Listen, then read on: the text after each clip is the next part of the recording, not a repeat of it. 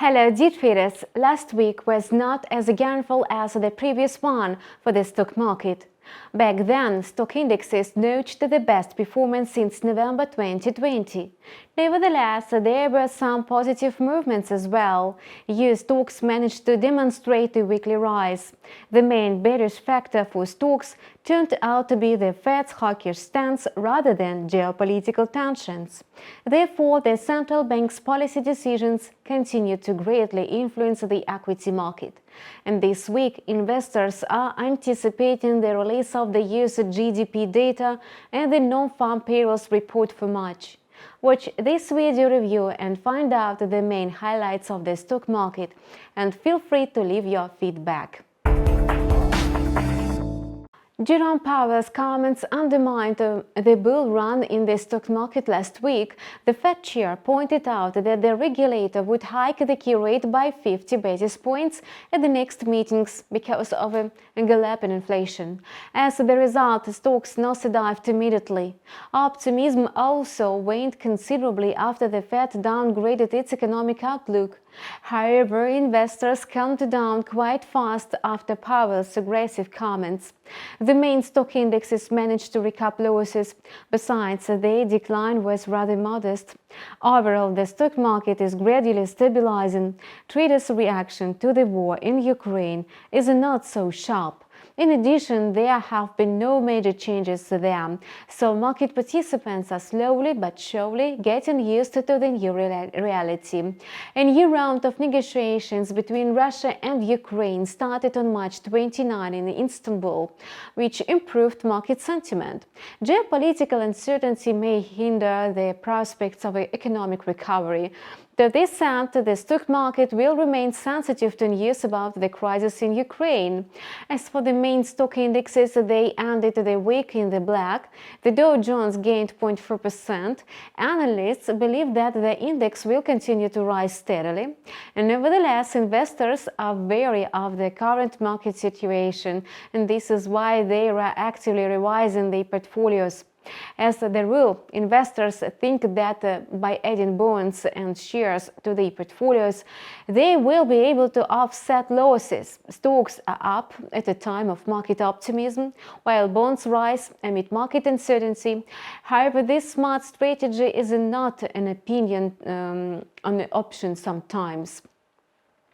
The volatility triggered by the Russia-Ukraine conflict, rising commodity prices, and the Fed's hawkish stance has shown that some traditional market strategies are off the table now.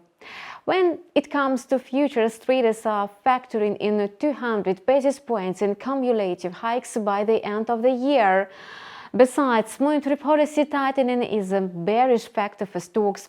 The 10-year government bond yield approached a 3-year high. It's hovering near the resistance level that originated in the late 1918s. The current policy tightening cycle is at the very beginning, which means treasuries will continue to rise.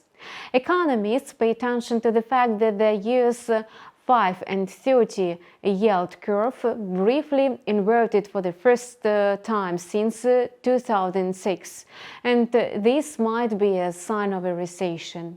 Some market strategists reckon that the current upward movement could be a temporary correction, which may end at any moment.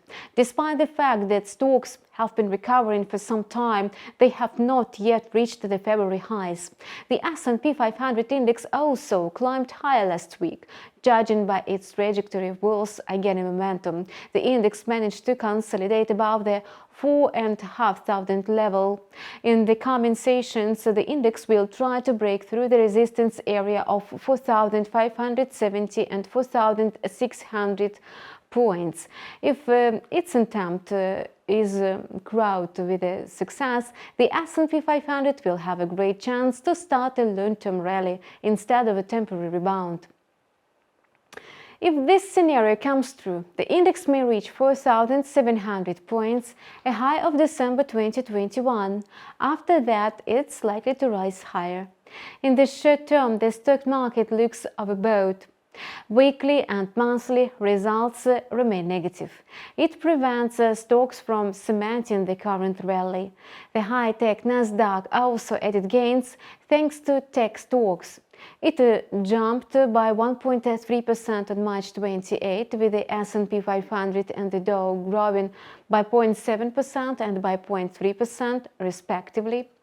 The main catalyst for an increase in the index was Tesla's announcement. The company asked for investor approval to increase the number of shares to enable a stock split in the form of a dividend.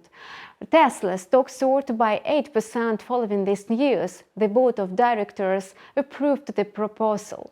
The amount of the dividend as well as the proportion of the split will be announced after the final agreement of the details. Notably, at the end of August 2020, Tesla had already split shares, and since then, their price has quadrupled. In early March, Amazon also voiced a 24-1 forward stock split. Its shares surged by 20%. A month earlier, Google's parent company Alphabet announced a similar step, and the shares immediately soared by 7.5%.